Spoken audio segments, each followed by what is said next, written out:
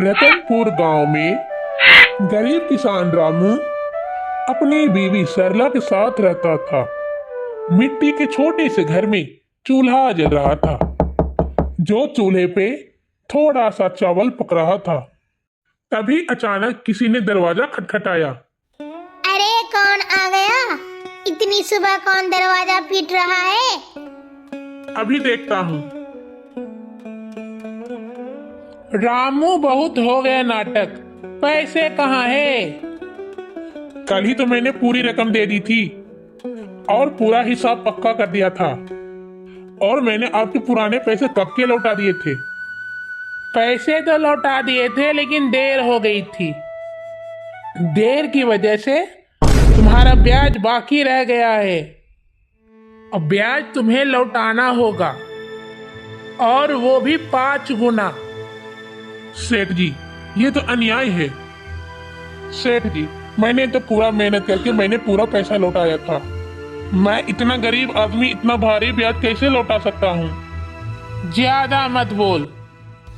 अगर ज्यादा बोला ना तो मैं तुम्हारे घर का बर्तन कपड़े सब फेंकवा दूंगा, पूरा घर खाली करवा दूंगा। सेठ जी, आपको गरीब की खून चूसकर क्या मिलेगा? आप मेरे साथ ऐसा मत कीजिए, मैं इतना सारा ब्याज नहीं दे पाऊंगा। पैसे तो मैं लेके ही रहूंगा, याद रखना रामू, मुझसे पंगा लेना अच्छा नहीं। चल। सेठ रामू को धमका के चला जाता है और जाते जाते नौकर से कहता है, इस गरीब भिखारी की इतनी मजाल, मुझे ना कह के उसने गलती कर दी। इसे तो सबक सिखा के रहूंगा मैं, ताकि गांव के और लोग डर के रहे मुझसे। जी मालिक। अब ये बताओ, ऐसी जिंदगी कब तक चलेगी? रोज रोज 2 वक्त की रोटी के लिए जूझना पड़ता है। कभी सोचती हूँ कि छत ठीक करवा दूं, तो कभी सोचती हूँ कि मेरे पास भी अच्छे कपड़े हो। लेकिन लगता है हमें किस्मत ने सिर्फ तंगी ही दी है। मुझे पता है तुम्हें तकलीफ है, पर मैं भी मजबूर हूँ। क्या करूँ? खेत छोड़ दूँ? बारिश वक्त पे नहीं होती और सेठ का बोझ भी सर पे है। मैं दिन रात मेहनत करूँ तो मेरे हिस्से में यही नमक रोटी आती है। मेहनत तो आप करते हैं, लेकिन भगवान हमें सुनते कहाँ हैं? लगता है हमारी जिंदगी में नमक की रोटी ही लिखा है। भगवान ने हमें इस गरीबी में सड़ने के लिए ही भेजा है। रामू भी मन ही मन सोचने लगा, आज खेत में क्यों नहीं जान ही निकल जाए, लेकिन आज मैं कुछ ऐसा लाऊंगा जिसे मेरी सरला के चेहरे पे मुस्कान आ जाए। सुबह का वक्त, रामू घर से खेत के लिए निकल रहा है। सरला के मन में आज भी कुछ हलचल सी मच रही थी। रामू रोज गांव से होकर बीच वाला रास्ता जो मंदिर के पास से गुजरता था। राम राम काका, राम राम। रामू रोज इसी रास्ते से गुजरता था, क्योंकि खेतों पर जाने के लिए सबसे छोटा रास्ता मंदिर के पास वाला ही रास्ता था। अब तो बहुत रात हो गई, मुझे अब घर चलना चाहिए। ये रामू गांव के पास वाले मंदिर उसी रास्ते से रोज गुजरता है। रामू जिस मंदिर वाले गली के रास्ते से गुजरता है, उसी मंदिर में बहुत सारे गहने पड़े हुए हैं। क्यों ना हम चोरी कर ले? सेठ जी, पर ये तो पाप का काम होगा। भगवान के घर से गहने चुराने अच्छा नहीं लगेगा। अरे मूर्ख, भगवान को क्या जरूरत है गहने की? उनका क्या होगा इन गहनों से? असली जरूरत तो इंसानों की होती है। भगवान क्या करेंगे इस गहनों का? फिर भी सेठ, भगवान के घर से चोरी और गांव वालों को पता चल गया तो? यही तो, चोरी हम करेंगे, इल्जाम किसी और पे लगेगा। और पता है किस पर? उस गरीब रामू पर।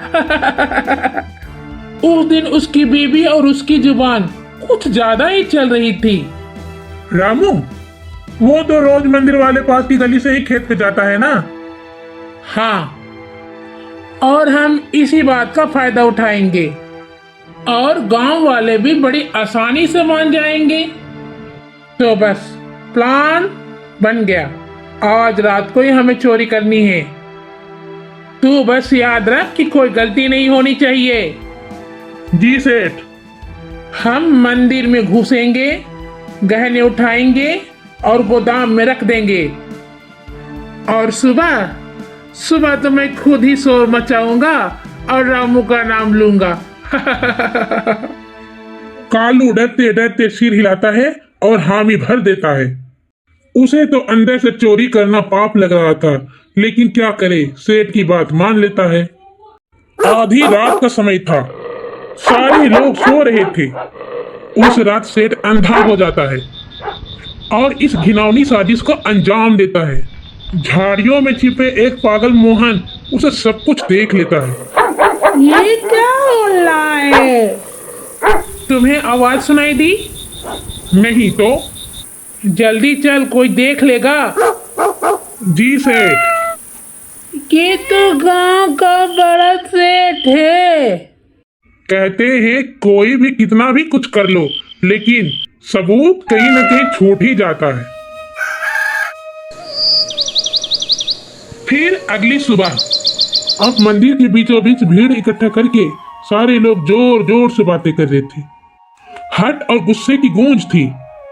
अरे ये क्या हो गया? ये मंदिर के गहने रातों रात गायब कैसे हो गए? हाँ, इतना बड़ा अपशगुन जो भगवान के गहनों को चुरा के ले गया। ये तो बहुत बुरी बात है।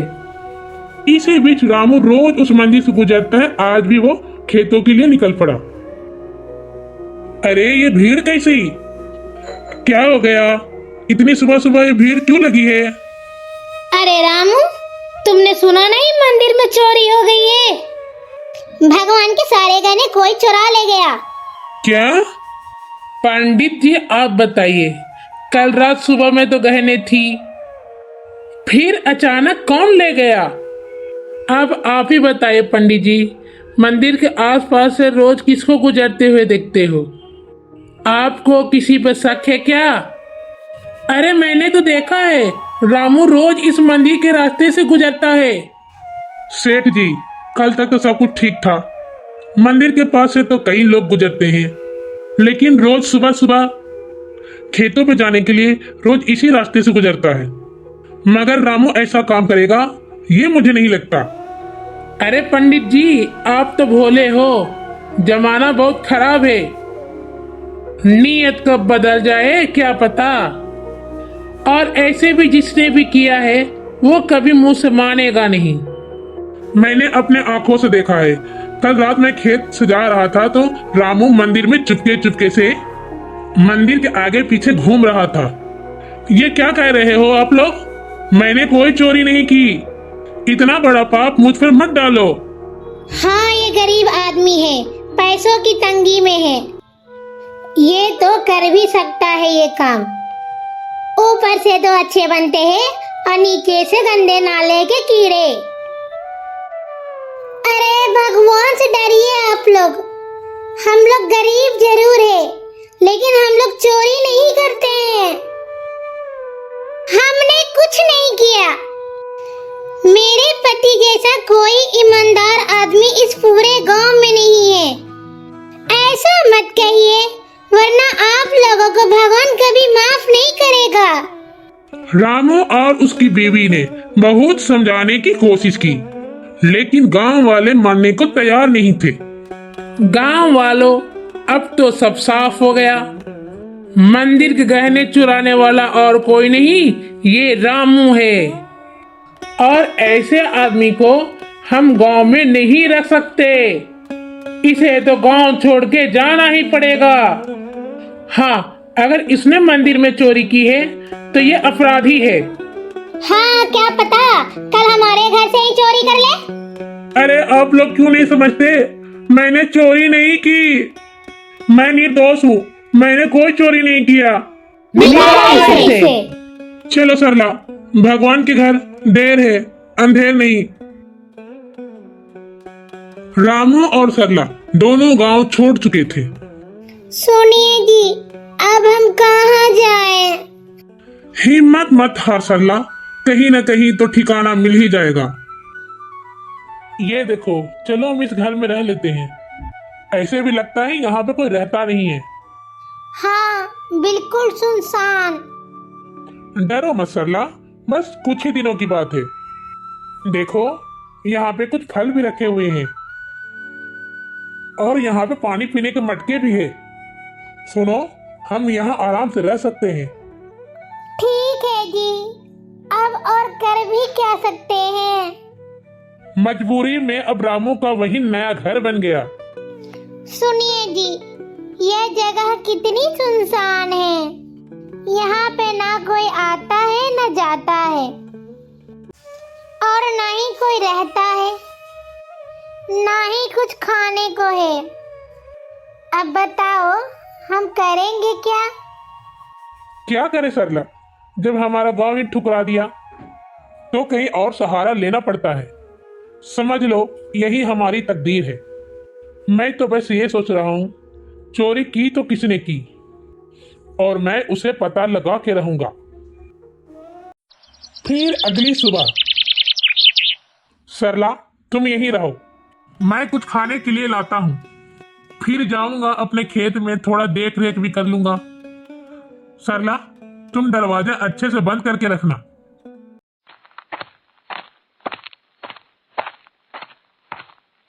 बेटा, तू कौन है? तेरे चेहरे पे चिंता की रेखाएं साफ दिख रही है। बाबा, मैं इस गांव का ही रहने वाला हूँ, लेकिन गांव वालों ने मुझे निकाल दिया है। सब लोग मुझे चोरी का झूठा इल्जाम लगा रहे हैं, लेकिन मैंने कोई चोरी नहीं किया।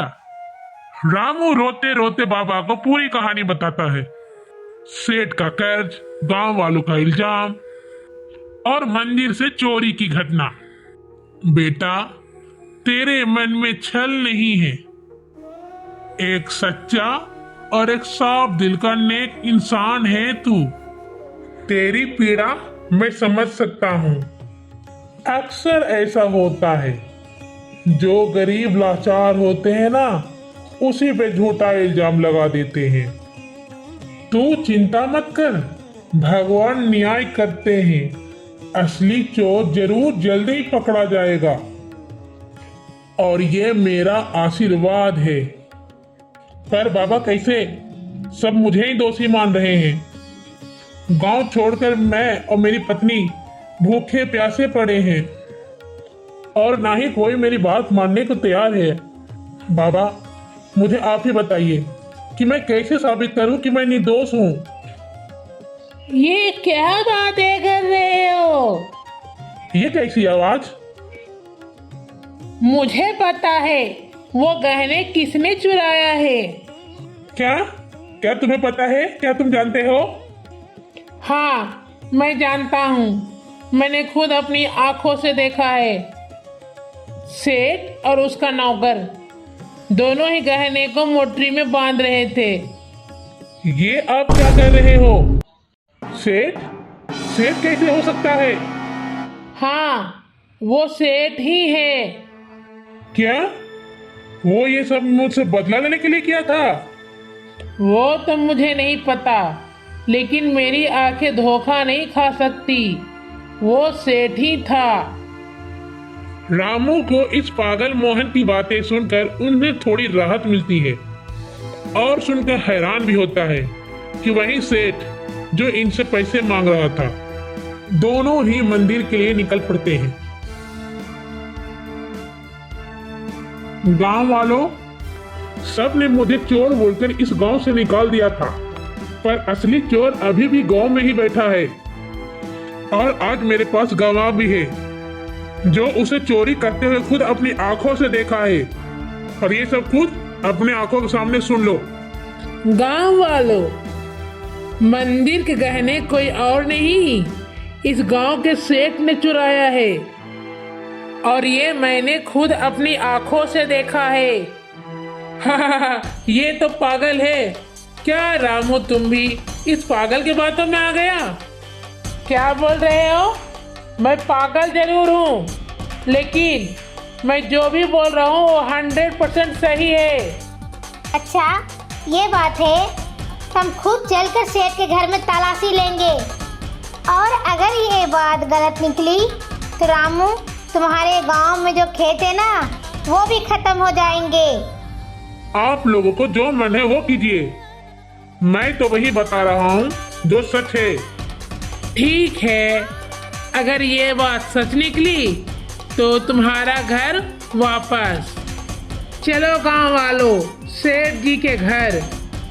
सारे गांव वाले सेठ जी के घर के लिए निकल पड़े। अब आगे। अरे गांव वालों, आप सब लोग रामू को क्यों लेके आए? हमें आपकी घर की तलाशी लेनी है। पर क्यों? रामू को कहना है कि मंदिर वाला गहना तुमने चुराया था। क्या क्या? हमें तलाशी लेने दीजिए। चलो गांव वालों। हाँ चले। अरे 1 मिनट रुकिए रामू, मैं खुद गया और गहने लेके आया। क्या हुआ सेठ, खुद ही अपनी जाल में फंस गया? ये रहे वो गहने। चोरी पकड़े जाने के बाद अब गांव वालों रामू की इज्जत करने लगे और खुशी खुशी अपने घर में रहने लगे। बड़े दिनों के बाद हमें ऐसा खाना नसीब हुआ।